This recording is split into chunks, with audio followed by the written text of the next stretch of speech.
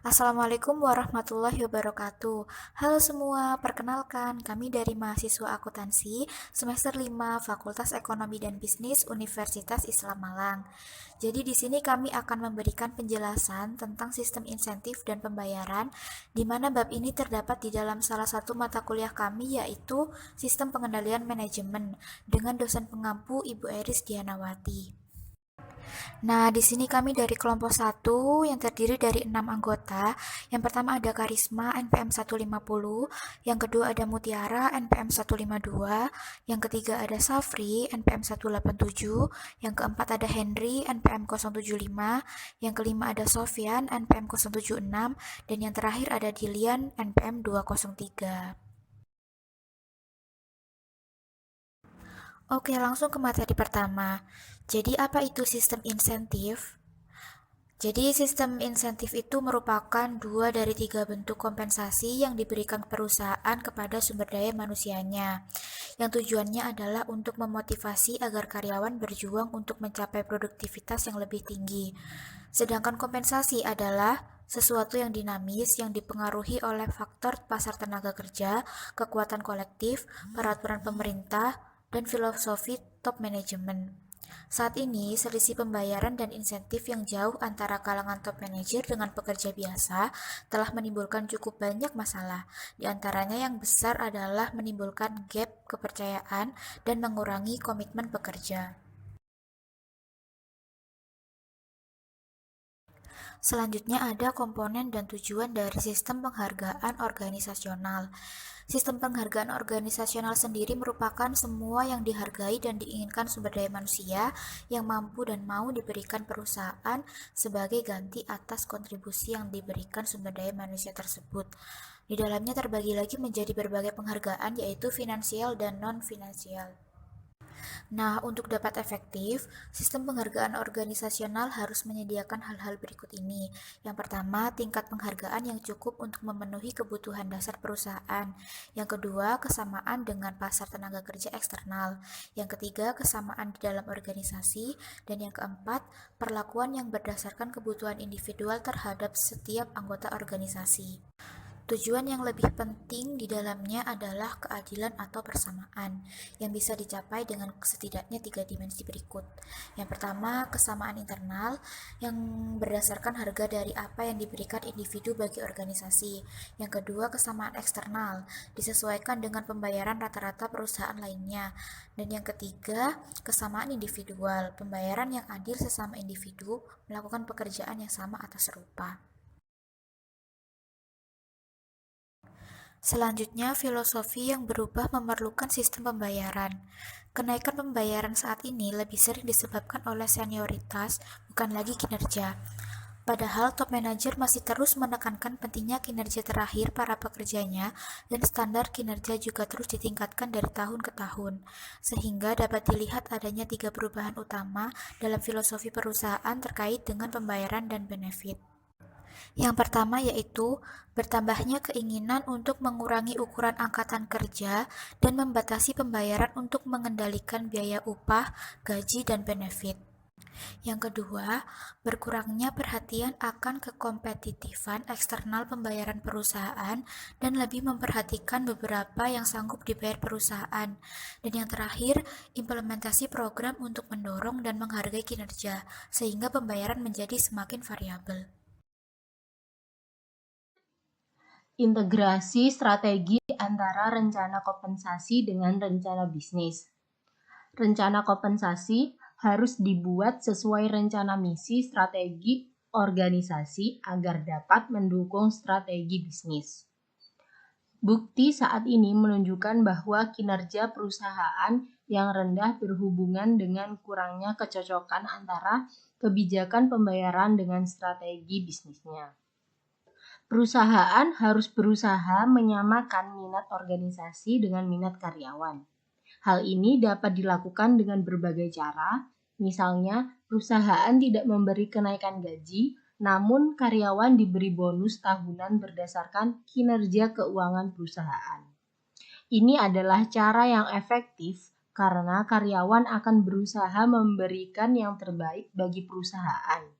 Sementara dengan naiknya bonus, berarti perusahaan juga mencapai pertumbuhan pendapatan bersih, margin operasi, dan turnover aktiva yang baik. Jika dilihat dari sudut pandang yang strategik, perusahaan akan melihat kompensasi sebagai 1. Mekanisme insentif dan alat kontrol yang bisa digunakan manajemen secara fleksibel untuk mencapai tujuan bisnis. Yang kedua, bagian yang terintegrasi dengan formulasi strategi. Yang ketiga, bagian yang perlu dipertimbangkan dalam proses pengambilan keputusan. Yang keempat, kriteria pengukur kinerja perusahaan.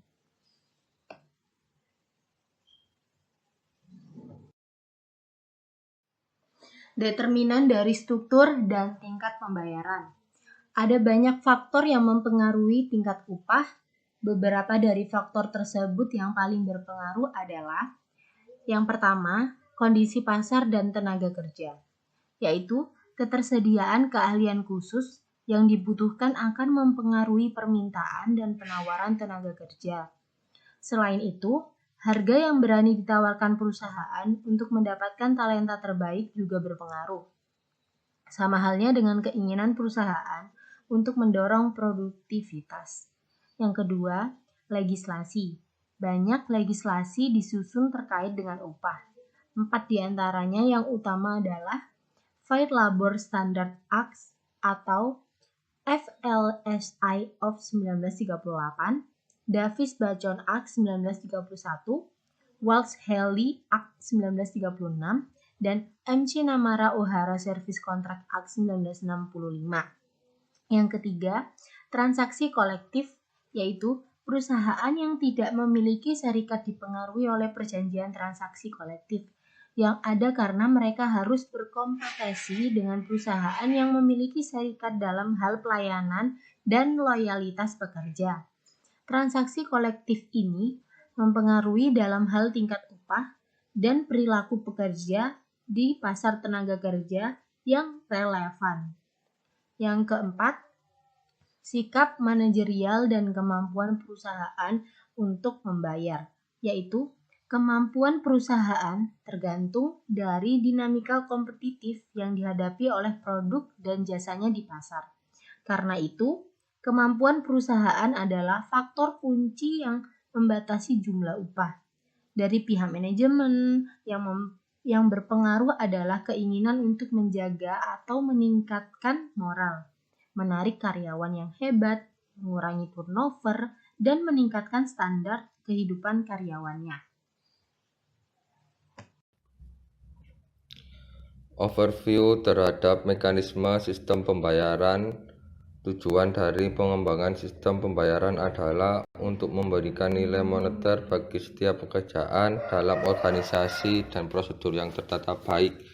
Untuk menambah rata-rata dasar yang digunakan, untuk itu diperlukan 4 alat dasar. Yang pertama, pembaruan job description sebagai alat kunci dalam merancang sistem pembayaran. Job description ini berfungsi sebagai identifikasi karakteristik penting dari pekerjaan sehingga nilai ratusnya bisa ditentukan dan dari sana bisa ditentukan dan ditimbangkan. Faktor kompensasi apa yang ingin dibayar perusahaan, misalnya keahlian, usaha, atau tanggung jawab. Metode evaluasi kerja. Tujuannya adalah untuk menilai pekerjaan berdasarkan nilai relatif mereka bagi perusahaan sehingga rata-rata pembayaran yang sama bisa ditentukan untuk masing-masing pekerjaan. Survei pembayaran. Ketika menentukan struktur pembayaran, perusahaan perlu mengidentifikasi dan mensurvei pula rata-rata pembayaran di pasar tenaga kerja relevan. Ini sering menjadi tugas yang sulit bagi perusahaan karena di samping harus menganalisis pasar tenaga kerja, mereka juga harus menganalisis pasar produk untuk mempertimbangkan pendapatan dan biaya buruh. Struktur pembayaran. Dengan menggunakan metode poin untuk membangun tingkat atau skala pembayaran serta tren untuk membuat rata-rata maksimum dan minimum. Nantinya poin atas pekerjaan akan ditentukan berdasarkan alokasi jumlah poin yang diberikan untuk setiap faktor kompensasi.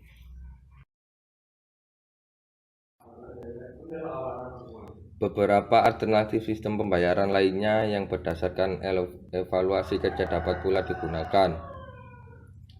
Pertama, pembayaran berdasarkan pasar menggunakan pendekatan harga pasar langsung. Ini sesuai apabila semua pekerjaan adalah benchmark dan pekerjaan yang sama bisa ditemui di pasar. Dua, pembayaran berdasarkan kompetensi. Pekerja dibayar berdasarkan jumlah pekerjaan yang mampu dilakukan berdasarkan potensi mereka. Ini adalah ide yang bagus untuk membangun organisasi yang terus belajar. Namun biaya tenaga kerja yang ditimbulkan bisa bertambah. Jika sistem ini ingin digunakan secara sistematis, manajemen harus memahami jelas jenis perilaku yang ditekankan dalam sistem pembayaran, mengenali sistem kompensasi sebagai bagian yang terintegrasi dalam perencanaan dan pengadilan, dan memandang kinerja perusahaan sebagai kriteria akhir dari keberhasilan dari keputusan pembayaran strategik dan program kompensasi organisasionalnya. Ada beberapa isu kebijakan dalam perencanaan dan administrasi pembayaran, yaitu kerahasiaan pembayaran. Beberapa negara ada yang melampirkan terang-terangan jumlah gaji eksklusif seniornya, namun banyak pula yang tidak diharuskan. Semuanya adalah masalah tingkat keterbukaan perusahaan. Mereka bisa memilih untuk melampirkan salah satu atau beberapa dari data seperti kenaikan gaji, range pembayaran, data yang tersedia dari Departemen Kompensasi, atau hanya dasar dari sistem tersebut. Meskipun keterbukaan dapat menimbulkan kepercayaan sesama karyawan, ini dapat pula memancing beberapa masalah seperti tidak semua pihak merasa senang. Ada keputusan yang salah akan lebih besar, atau manajer mungkin akan mengurangi perbedaan pembayaran antar para bawahan untuk menghindari adanya konflik. Dampak inflasi. Perusahaan harus menyesuaikan kenaikan gaji dengan inflasi. Jika hal ini tidak dilakukan dalam jangka panjang, perusahaan akan sulit bersaing untuk menarik, mempertahankan, dan memotivasi karyawannya. Penekanan pembayaran. Penekanan pembayaran ini terjadi dalam berbagai bentuk, diantaranya yang pertama, gaji awal yang tinggi untuk karyawan baru sehingga karyawan lama akan melihat adanya perbedaan gaji yang tipis dengan karyawan baru. Kedua, pembayaran per jam meningkat sebagai karyawan yang memiliki serikat sehingga melebihi gaji mereka untuk tidak memiliki serikat. Ketiga, perekrutan fresh grad untuk pekerjaan serta manajemen dengan gaji lebih tinggi. Dan keempat, pembayaran rata-rata lembur yang berbeda dan besar bagi karyawan. Kegagalan perusahaan dalam mengalamatkan penekanan dapat berdampak besar bagi karyawan yang telah lama bekerja, misalnya rasa frustasi, menurunnya moral, produktivitas, dan loyalitas, menolak untuk lembur, dan lain sebagainya. Kenaikan pembayaran. Kenaikan harus disesuaikan dengan biaya hidup. Cara yang paling sederhana bagi perusahaan untuk merumuskan adalah dengan kenaikan range pembayaran. Slide 10. Insentif kinerja. Insentif telah terbukti bekerja bagi karyawan dan perusahaan, di mana karyawan mendapat berbagai hadiah, komisi atau sertifikat. Sementara perusahaan tidak perlu meningkatkan gaji tetap untuk menghargai kinerja karyawannya. Program insentif yang dirancang dengan baik akan sangat berguna karena dapat menambah motivasi untuk meningkatkan kinerja dan mengenali faktor utama dalam motivasi. Beberapa peraturan dasar untuk sebuah sistem insentif yang baik. Pertama, sederhana. Peraturan dari sistem harus singkat, jelas, dan dapat dipahami. Yang kedua, spesifik. Biarkan karyawan tahu secara spesifik dan tepat apa yang diharapkan. Yang ketiga, dapat dicapai. Kesempatan yang masuk akal harus dimiliki setiap karyawan. Yang keempat, dapat diukur sebagai tujuan dari dibuatnya sistem insentif. Slide ke-11. Beberapa survei menunjukkan bahwa sistem pembayaran merit digunakan oleh sekitar 90% perusahaan US. Sayangnya banyak dari rencana tersebut tidak bekerja dikarenakan alasan-alasan berikut. Yang pertama, nilai insentif dari penghargaan yang ditawarkan terlalu rendah. Yang kedua, hubungan antara kinerja dengan penghargaan lemah. Yang ketiga, pengawas sering menolak penilaian kinerja. Yang keempat, kontrak-kontrak dengan serikat mempengaruhi keputusan membayar untuk kinerja di dalam dan di antara organisasi. Yang kelima, masalah anuitas. Slide ke-12. Agar sistem pembayaran merit berjalan baik, penting sekali untuk membuat agar karyawan merasakan kepemilikan dalam sistem tersebut. Ada beberapa tuntunan agar sistem merit bisa efektif. Yang pertama, membangun standar kinerja yang tinggi. Yang kedua, mengembangkan sistem penilaian kinerja yang akurat. Yang ketiga, melatih pengawas dalam mekanisme penilaian kinerja dan pemberian umpan balik pada bawahan. Yang keempat, mengikat penghargaan di dekat kinerja. Yang kelima, gunakan range yang lebar untuk kenaikan. Insentif untuk eksekutif.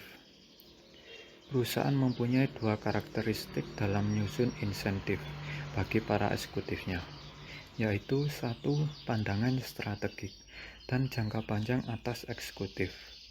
Dua, stabilitas dalam grup eksekutif mereka. Ini masuk akal karena kompensasi bagi eksekutif adalah berdasarkan tujuan strategik perusahaan yang pastinya dicapai dalam jangka panjang. Insentif umumnya lebih berorientasi jangka panjang daripada jangka pendek, yang didefinisikan sebagai persentase dari gaji dasar. Karena rencana insentif tahunan atau jangka pendek akan mendorong penggunaan aktiva secara lebih efisien. Insentif biasanya dibuat berdasarkan indikator kinerja perusahaan seperti laba bersih, dividen, dan rasio-rasio yang relevan. Rencana jangka panjang mendorong pengembangan proses produk pabrik baru yang akan membuka pasar baru dan memasok pasar lama. Yang dinilai di sini adalah pencapaian kuantitatif dan kualitatif. Karena rencana insentif jangka panjang lebih dirancang untuk menghargai pencapaian strategik daripada hanya laba jangka pendek. Insentif untuk karyawan yang berlevel lebih rendah. Dalam menentukan insentif harus ditentukan dulu standar kerja yang diharapkan. Jika karyawan bekerja di atas standar tersebut, barulah ia akan memperoleh insentif. Standar ini tentunya harus rasional, agar dapat memberi karyawan target yang jelas dan memudahkan pengawas memberi pekerjaan yang sama. Sebelum merancang standar kerja, manajemen harus terlebih dahulu menjelaskan pekerjaan sesuai analisis pekerjaan, memutuskan bagaimana pekerjaan dilakukan, misalnya dengan mempelajari gerakan. Memutuskan beberapa cepat pekerjaan harus dilakukan dengan mempelajari waktu. Selain itu, pekerjaan yang dapat dibuat standar kerjanya haruslah 1. Pekerjaan yang dilakukan berulang-ulang. 2. Memiliki siklus kerja yang singkat. Dan 3. Menghasilkan output yang jelas dan dapat diukur. Insentif tim. Insentif tim sangat sesuai apabila pekerjaan memiliki interrelasi yang tinggi. Ada beberapa keuntungan dari insentif tim, yaitu 1. Adanya tim membuat mungkin untuk memberi penghargaan pada pekerja yang menyediakan jasa. Penting bagi pekerja tidak langsung atau anggota tim seperti transportasi, bahan, dan inspeksi. 2. Tim akan mendorong kerjasama, bukan kompetisi. Namun ada beberapa kekurangan dari pemberian insentif tim, yaitu ketakutan bahwa manajemen akan memotong gaji atau karyawan jika tim menghasilkan terlalu banyak. 2. Kompetisi terjadi antara tim. 3. Ketidakmampuan karyawan melihat kontribusi individual mereka bagi output tim, sehingga mungkin akan mengurangi motivasi mereka. Insentif untuk organisasi secara luas. Ada 3 kelas lebar yang terkait dengan insentif organisasi secara luas. Pembagian laba. Dengan pembagian laba, biaya kompensasi menjadi lebih variabel karena perusahaan hanya bila mereka mendapat laba. Namun dari sisi karyawan, mereka merasakan ketidakamanan dalam benefits dan dana pensiun yang diterima. atau banyak perusahaan di US menggunakan metode ini untuk menyediakan dana pensiun karyawannya. Meskipun dapat mendorong inovasi dan kreativitas, keberhasilan program ini sangat bergantung pada stabilitas dan keamanan dari keseluruhan lingkungan kerja, kebijakan Departemen SDM, dan kondisi hubungan antara tenaga kerja dengan manajemen. Pembagian pencapaian perusahaan. Ada 3 komponen yang saling mendukung secara mutual dalam gen sharing ini, yaitu filosofi perusahaan, sistem keterlibatan, dan bonus finansial.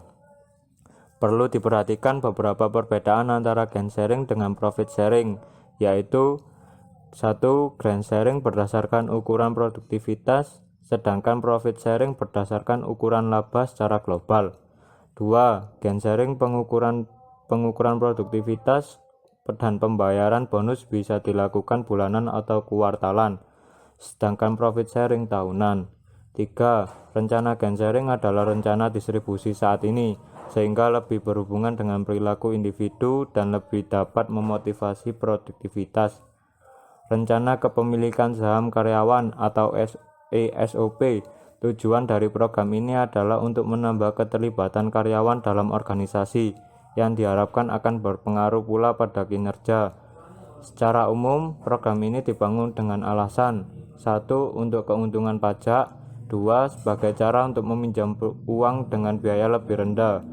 Perusahaan dapat meminjam uang ke bank dengan jaminan saham karyawan. Saat pinjaman dilunasi, perusahaan tidak perlu membayar apapun pada karyawannya. 3. Untuk memenuhi kepercayaan filosofi mengenai kepemilikan karyawan. 4. Sebagai tambahan benefit bagi karyawan, program ini akan berhasil meningkatkan motivasi dan kepuasan karyawan apabila perusahaan memberi kontribusi tahunan yang relatif besar terhadap program tersebut. Manajemen berkomitmen terhadap kepemilikan karyawan dan bersedia berbagi otoritas dalam pembuatan keputusan.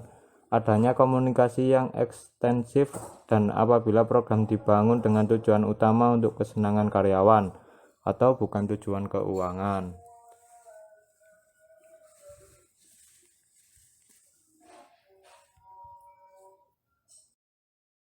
Lanjutan rencana kepemilikan saham karyawan atau ESOP. Secara umum program ini dibangun dengan alasan 1. Untuk keuntungan pajak, 2. Sebagai cara untuk meminjam uang dengan biaya lebih rendah. Perusahaan dapat meminjam uang ke bank dengan jaminan saham karyawan. Saat pinjam dilunasi, perusahaan tidak perlu membayar apapun pada karyawannya. 3. Untuk memenuhi kepercayaan filosofis mengenai kepemilikan karyawan. 4. Sebagai tambahan benefit bagi karyawan. Program ini akan berhasil meningkatkan motivasi dan kepuasan karyawan apabila perusahaan memberi kontribusi tahunan yang relatif besar terhadap program tersebut. Manajemen berkomitmen terhadap kepemilikan karyawan dan bersedia berbagi otoritas dalam pembuatan keputusan.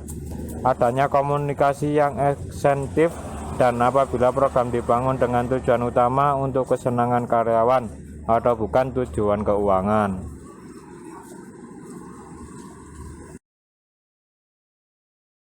Sekian presentasi dari kelompok 1. Mohon maaf jika ada salah kata yang kurang berkenan. Jika ada pertanyaan, tuliskan nama dan NPM di kolom komentar. Terima kasih. Wassalamualaikum warahmatullahi wabarakatuh.